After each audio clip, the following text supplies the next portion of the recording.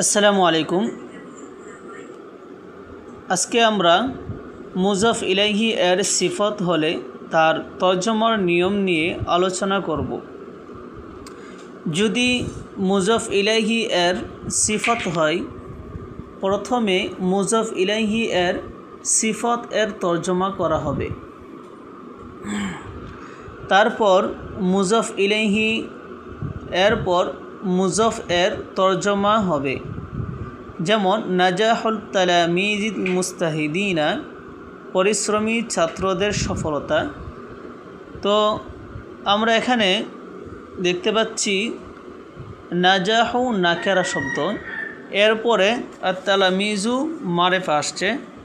তো আমরা তো নিয়ম বলেছিলাম যে নাকেরা শব্দের পরে মারেফা আসলে এটা মুজাফ ইলাইহি তারকিব হয়, অতএব আর তালামিজু এরা মুজাফ ইলাইহি হবে। এরপরে আল মুস্তাহিদিনা এটা মারেফা দেখতেছি।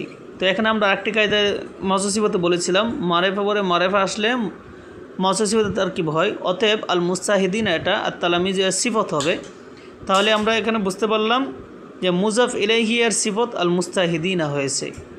তো এক্ষেত্রে আমাদের তর্জমা তুলতে হবে প্রথমেই মুজাফ ইলাইহি অর্থাৎ তালামিজ এর মুজাফ ইলাইহি যে একটা সিফত আছে, আর তা হলো আল মুস্তাহিদিনা, এর তর্জমাটা আগে তুলতে হবে। আল মুস্তাহিদ হলো পরিশ্রমী, আর তালাম এরপরে তুলতে হবে মুজাফ ইলাইহি এর তর্জমা। তো মুজাফ ইলাইহি এখানে আত-তালামিজু, এই আত-তালামিজু, হ্যাঁ, এরপরে আমাদের শেষে মুজাফের তর্জমা করতে হবে। আর মুজাফ এখানে হলো নাজাহন, অত হলো সফলতা। এবার সুতরাং এখানে তর্জমা হয়ে যাবে যে পরিশ্রমী ছাত্রদের সফলতা।